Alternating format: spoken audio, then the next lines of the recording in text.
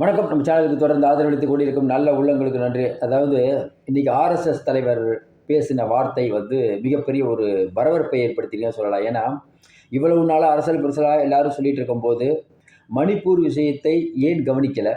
இன்னும் குறிப்பா தலைவர்கள் ஆணவமாக செயல்படுகிறார்கள் அப்படின்னு மோடி அவர்களை மறைமுகமாக அவங்க விமர்சிச்சிருக்காரு. உடனடியாக மம்தா பானர்ஜி ஆதரவு உத்தவ் தாக்கரே இவ்வளவு நாள் என்ன பண்ணிட்டு இருந்தீங்க அப்படின்னு கேள்வி எழுப்புறாரு. ஏன்னா அவர் உரிமையானால் அவரும் ஆர்எஸ்எஸ் மாதிரி தான். இது எந்த மாதிரியான விஷயத்தை ஏற்படுத்தும்? ஏன்னா நிர்மலா சீதாராமன் உள்ளிட்டவர்களுக்கு நிதி அமைச்சர். இன்னொரு பக்கம் நிதின் கட்கரியை புறக்கணிக்க முடியல. ஆனால் நிதின் கட்கரி அவரை மரியாதை குறைவாக கடந்த காலத்தில் நடத்தினாங்க அப்படிங்கிறது நிதின் கட்கரிக்கும் தெரியும், ஆர்எஸ்எஸ்க்கும் தெரியும்.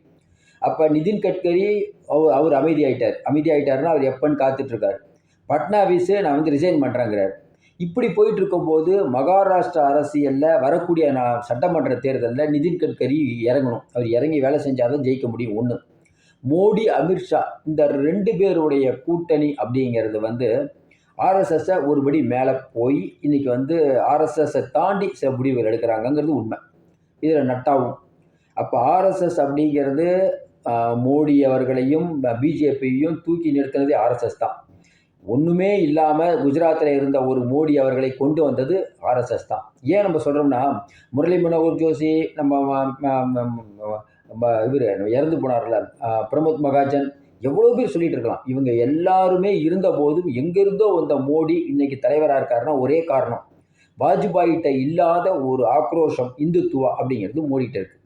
ஆனால் இன்னைக்கு அந்த மோடியால் அதை செயல்படுத்த முடியுமா அப்படின்னு தான் பலவாறு கேள்வி எழுப்புறாங்க. இன்னொன்று, ராகுல் காந்தி வளர்ந்து கொண்டிருக்கிறாருன்னு இன்றைக்கி அமெரிக்க பத்திரிகையில் எழுதும்போது அதையும் நம்ம கவனிக்க வேணும். இன்றைக்கி இருக்கக்கூடிய நிலைமையில் 3-4 சட்டமன்ற தேர்தல் அங்கே பிஜேபிக்கு பெரிய ஹோல்டு இல்லை. கண்டிப்பாக ஹரியானா ஜெயிக்க போகிறதில்ல. ஏன்னா யோகி அடுத்து முதலமைச்சர் ஆவாரான்னு அவருக்கு கவலை. இன்னொரு பக்கம் மகாராஷ்டிரா கிடைக்குமா அப்படிங்கிறது பிஜேபிக்கு கவலை. மகாராஷ்டிரா கைவிட்டு போய் ஹரியானா கைவிட்டு போச்சுன்னா பிஜேபிக்கு அது பெரிய இழப்பு. ஏன்னா மகாராஷ்டிராங்கிறது வருமானத்தை ஈட்டக்கூடிய இடம். ஒரு பக்கம் காங்கிரஸ் இல்லாத முக்து பாரத்னாங்க. காங்கிரஸ் அது பாட்டுக்கு 100 வந்துட்டு இன்றைக்கி பிரதான எதிர்க்கட்சியாக போகுது. இன்னொரு பக்கம் பணம் கொளிக்கக்கூடிய கர்நாடகா, இப்போ மகாராஷ்டிரா இதெல்லாம் ஜெயிச்சாங்கன்னா காங்கிரஸுக்கு ஃபண்டு வரும். காங்கிரஸுடைய ஃபண்டை கட் பண்ணதுனால தானே இந்த தேர்தலில் பெரிய பின்னடைவு காங்கிரஸுக்கு. அது மிக முக்கியமான காரணம். ஏன்னா இன்றைக்கி இருக்கக்கூடிய நிலைமையில் பிஜேபி என்ன கணக்கு போடுறாங்கன்னா, ஜெயிச்சாச்சு, மோடிக்கு பவர் இல்லாமல் உட்காந்துட்டார். இப்போ அடுத்து நம்ம என்ன பண்ணணும்? மாநிலங்களை வலிமைப்படுத்தணும். மாநிலங்கள் அப்படியே கண்ணை தூக்கி பாருங்கள், ஏதாவது ஒரு மாநிலம் வலிமையாக இருக்கான்னு பிஜேபிக்கு. கர்நாடகாவை தவிர நமக்கு தெரிஞ்சு இப்போ பீகாரே டவுட்டு தான். ஏன்னா பீகார் நிதிஷ்குமார் எப்போ கழட்டுவார் தெரியல. இன்னொன்று, பீகாரில் நிதிஷ்குமார் கேட்குற சீட்டை நீங்கள் கொடுக்கணும். ஆனால் யூபியில் யோகி. ஆனால் யோகிக்கும் பிரச்சனை. அங்கே இருக்கக்கூடிய ஆப்னாதல், ராஜபையா எல்லாரும் பொறுப்பு தூக்குறாங்க. ஒன்றும் இல்லை, ராஜபையாவுடைய பார்கெனிங் பவர் என்ன கொஞ்சம் யோசனை பாருங்கள். தேர்தலுக்கு 4 நாளைக்கு முன்னாடி ராஜபையா ஒரு வீடியோ போடுறாரு. என்ன, ஐயா எனக்கும் பிஜேபிக்கு தான் சம்மந்தம் இல்லையா அப்படின்ட்டு. அப்போ மறைமுகமாக என்ன சொல்கிறாரு? உங்களுக்கு நல்லாவே தெரியும், ராஜபுத்திர இனம் அப்படிங்கிறது நம்மளுடைய யோகியோட இனம். யோகி, ராஜ்நாத் சிங் இவர்களையே புறக்கணிக்கிறாங்க அப்படிங்கிற மாதிரி அவர் கொண்டு போகிறாங்க. இன்னும் குறிப்பாக ஏற்கனவே ஜாட் இனம் போயிடுச்சு, ராஜபுத்திர இனம் போயிடுச்சு. இஸ்லாமியர்கள் வாக்கு எப்பயுமே கிடைக்காது. 20% அதிகமாக இருக்கக்கூடிய தலித் வாக்குகள் போயிடுச்சு. இப்படி தொடர்ச்சியாக பார்த்தால் இப்போ நடந்த தேர்தலை வச்சு கணக்கு பண்ணாவே வரக்கூடிய நாட்களில் யோகி அவரை முன்னிறுத்தி இல்லை பிஜேபி நின்னா கூட அங்கே ஜெயிப்பதற்கான வாய்ப்பில்லை. ஏன்னா மோடிக்கும் யோகிக்கும் ஒரு சண்டை. இப்போ மோடி மறுபடியும் பிரைம் மினிஸ்டர் ஆகிட்டார். கொஞ்சம் யோசனை பார்த்தீங்கன்னா, ஒருவேளை மோடி பிஜேபி தோற்று இருந்ததுன்னா கண்டிப்பாக யோகி பெரிய லெவலுக்கு ஆகி அவர் நான் தான் பெரிய ஆளுன்னு சொல்லிட்டு அவர் பண்ணியிருப்பார். ஆனால் இன்றைக்கி மோடி ஜெயிச்சதுனால யோகிக்கே பிரச்சனை. இப்படிப்பட்ட சூழ்நிலையில் மோகன் பகாவத்துடைய கருத்து ஏன் முக்கியத்துவம் வாய்ந்ததுன்னா, இவ்வளவு நாள் மணிப்பூர் பிரச்சனை நடந்துட்டு இருக்குது. அப்பெல்லாம் பேசாத மோகன் பகாவத் இப்போ பேசுகிறாருன்னு என்ன அர்த்தம்? அப்போ ஒரு விஷயம் நமக்கு புரியுது, பிஜேபிக்கான நாட்கள் என்ன படுகிறது, எங்கேயோ உழப்போகுது. ஏன்னா மற்றவர்களையும் ஆர்எஸ்எஸ்ஸையும் நீங்கள் ரொம்ப குறைச்சி மதிப்பிட முடியாது. ஏன்னா சில பேர் உணர்ச்சி வசப்பட்டு, நம்ம சொல்லுவோம்ல, தமிழர்கள்லாம் உணர்ச்சி வசப்பட்டு கோவப்படுவாங்க. ஆனால் மலையாளிகள் பாருங்கள் அப்படியே அமைதியாக இருப்பாங்க, அவர்களுக்கு அந்த பக்குவம் இருக்கும்பாங்க. எல்லா இடத்துக்கும் போய் வேலை செய்ய முடியும், தமிழர்லாம் கொஞ்சம் கோவப்படுவாங்க, இயற்கை குணம் அப்படிம்பாங்க. அதுபோல் நீங்கள் மற்றவர்களை விட்டுருங்க, ஆர்எஸ்எஸ் அப்படிங்கிறது அதாவது ரொம்ப மைனூட்டாக அவங்க வேலை பார்ப்பாங்க.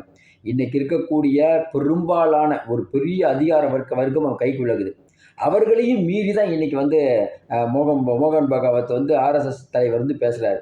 இன்னொன்று அவர்கள் என்ன கேட்குறாங்க, இப்போ பத்திரிகையில் வந்து செய்தி தான், பெட்டி பெட்டியாக பணம் வச்சிட்ருக்கு, வண்டியில் வந்து பணம் கொடுக்குறாங்கன்னு சொன்ன அதானியும் அம்பானியும் உங்களுடைய பதவியேற்பு விழாவுக்கு வராங்க. இன்னும் பல பேர் பிஜேபியில் இருக்கக்கூடிய பல பேர் அன்றைக்கி பதவி விழாவுக்கு வந்துட்டு அவர்களுக்கான அந்த முக்கியத்துவம் குறைக்கப்பட்டது. இதற்கெல்லாம் என்ன காரணம்? இப்படி ஆர்எஸ்எஸ் ஒரு முடிவு பண்ணிடுச்சு. தொடர்ந்து நம்ம டெய்லி வந்து மோடிக்கு பிரச்சனைன்னா மோடி ஆதரவாளர்கள் அதெல்லாம் ஒன்றும் பிரச்சனை இல்லைங்க அப்படிம்பாங்க. நீங்கள் கொஞ்சம் யோசனை பாருங்கள். முதல் நாள் ஒருத்தர் வந்து பதவி ஏற்கிறாரு, 2வது நாள் வந்து எனக்கு பதவி வேணாங்கிறாரு. நான் அந்த பதவி வேணாங்க. அடுத்து 3வது நாள் நான் எனக்கு அப்படி சொல்லவே இல்லைங்கிறார். ரைட். முதல் நாள் அஜித் பவாருக்கு எங்களுக்கு பிரச்சனை இல்லைங்கிறீங்க, பட்னாவிஸ் தான் போய் பேசினாரு. அடுத்த நாள் என்னாச்சு? இல்லை பிரபு பட்டேல் வந்து இணையமைச்சராக பதவி ஏற்க மாட்டாருன்னு சொன்னது யாரு? நீங்களே கொஞ்சம் யோசனை பாருங்கள். அஜித் பவார் தான் சொன்னார். அஜித் பவார் எவ்வளோ நாளுக்கு இருப்பார்? சரி, ஷிண்டேக்கு ஒன்று கொடுத்தீங்க. ஷிண்டே என்ன சொல்கிறாரு? ஒரு இணையமைச்சர் கொடுக்குறீங்க, ஆனால் பார்த்தா குமாரசாமிக்கு 2 தான் வச்சுருக்காரு, அவருக்கு போர்ட்ஃபோலியோ கொடுக்குறீங்கன்னு கேட்டாரா இல்லையா? அப்போ யார் பிளவுபடுறது? இன்னும் குறிப்பாக அதாவது அவர் வந்து பிரபு பட்டேல் விமானத்துறையை கேட்குறாரு, அதை எடுத்துகிட்டு போய் நீங்கள் சந்திரபாபு நாயுடு கொடுக்குறீங்க. இன்னும் குறிப்பாக வேளாண்மை துறையை குமாரசாமிக்கு கொடுக்கக்கூடாதுங்கிறாரு ஜெயந்த் சௌத்ரி. இப்படி பலவிதமான குழப்பங்கள் இருக்கும்போது நொடிக்கு மாறும்போது இன்றைக்கி மோகன் பகாவத்துடைய கருத்தை உத்தவ் தாக்கரே வந்து ஏன் அப்படி கேள்வி எடுக்கிறாருன்னா, மற்றவங்கெல்லாம் கேள்வி எழுப்ப முடியாது. ஆர்எஸ்எஸ் பார்த்து உத்தவ் தாக்கரே கேள்வி எழுப்புறாருன்னா அதோட தாய் வீடு. உத்தவ் தாக்கரேக்கும் மோகன் பகாவத்துக்கும் தொடர்பு இல்லைன்னு எப்படி சொல்ல முடியும்? அவங்க எப்போனாலும் ஒன்று சேர்ந்துக்குவாங்க. இன்னொன்று, உத்தவ் தாக்கரே நம்ம மோகன் பகாவத் இவர்கள் சேர்ந்து வேற ஒரு விஷயம் கூட பண்ணலாம். நிதின் கட்கரியை முன்னிறுத்தலாம். ஏற்கனவே நிதின் கட்கரிக்கு அவமானத்தை தேடி தந்து விட்டார்கள் சொன்னவர் தான் உத்தவ் தாக்கரே. அதனால் வரக்கூடிய நாட்களில் மோடி அகற்றப்பட்டால் நம்ம இவர் நிதின் கட்கரி அந்த இடத்துக்கு கொண்டு வருவதற்கான ஏகப்பட்ட வேலைகள் திரைமறைவில் பண்ணிட்டு இருக்கிறதா சொல்கிறாங்க. ஏன்னா பணம் இருக்குது, பயங்கரமான பணம், பின்னால் ஆர்எஸ்எஸ் பெரிய நெட்வொர்க் இருக்குது. மோடி அமித்ஷாவை வீழ்த்தினோம்னா காங்கிரஸ் மற்றவங்கெல்லாம் எதிர்த்து போரிடணும். ஆர்எஸ்எஸ் அப்படி பண்ண வேண்டியதில்லை. உள்ளுக்குள்ளேயே ஆள் இருக்குது, க்ளீனாக வேலையை முடிச்சிருவாங்க. மோடி தப்பு கணக்கு போடுகிறார், அதற்கான விடை சீக்கிரம் தெரியும். ஏன்னா அந்த பத்திரிகையில் அப்படி எழுதுகிறாங்க. மீண்டும் சந்திப்போம். நன்றி, வணக்கம்.